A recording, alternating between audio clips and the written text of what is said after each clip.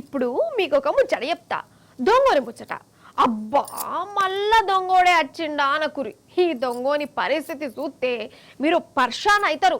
నన్ను అడిగితే సొమ్ము ఓడగొట్టుకున్న జనం మీద కంటే దొంగోని చూస్తేనే పాపం అనిపిస్తుంది, జనాలను చూస్తేనే కోపం వస్తుంది కావచ్చు. నాకైతే గట్లనే అనిపించింది. మరి ఈ ముచ్చట చూసి మీకు మనసులో ఏమనిపిస్తుంది చెప్పురి, ఏమంటున్నా? ఇగో వీని చూస్తుర్రా, ఈ సాహస వీరుణ్ణి. ఈడు దొంగోడు ట్రైన్లో ఫోన్ దొంగతనం చేసిండు, కానీ ట్రైనింగ్లు ఉన్నాడు కావచ్చు.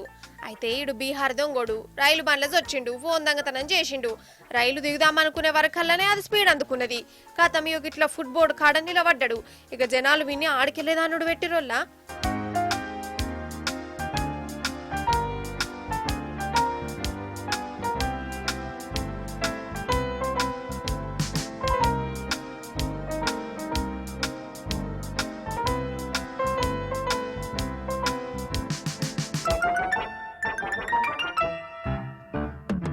ఇక ఈయన పరిస్థితి అమ్మబోతే అడవి కొనబోతే కొరువు లెక్కనే మారిపోయింది. దునుకుదామంటేనేమో సత్తడు, లోపలికి పోదామంటేనేమో ఇల్లు చంపుతారు. ఈడనేమో ఇంకెక్కువసేపు నిలబడత్తలేదు. ఊర్లు దాటుతున్నాయి, బిజ్జిలు దాటుతూనే ఉన్నాయి. ఈయన దన్నేటోళ్ళే దంతురు, బెల్ట్తోను కొట్టేటోళ్ళు కొడుతురు. నాకైతే పాపం అనిపించింది. వాడు పుసుక్కన పడితే ఎట్లుంటదోల్లా, చచ్చిపోవడే కదా.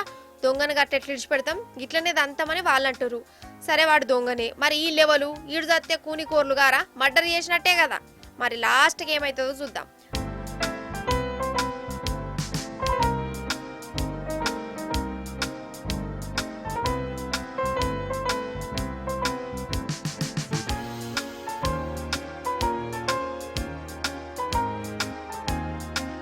అబ్బర బిడ్డ, చెట్ల పొదలు చూసుకొని దునికిండు కదా. మరి వాడు ఎట్లున్నాడో ఏందో మనకు తెలియదు. మీరేమనుకున్నా మంచిదే, కానీ నాకైతే ఈ దొంగని మీద కంటే కూడా ఈ ప్యాసింజర్ల మీదనే కోపం వచ్చింది. అంతే కదా, కొంచెం మన జాలి దయ లేకుండా కొత్త మీద ఉన్నోని ఒట్టుడు గదేం తరిక. వానికి వీళ్ళకి ఇక ఫరకేమున్నది మరి, అంతేనా కాదా?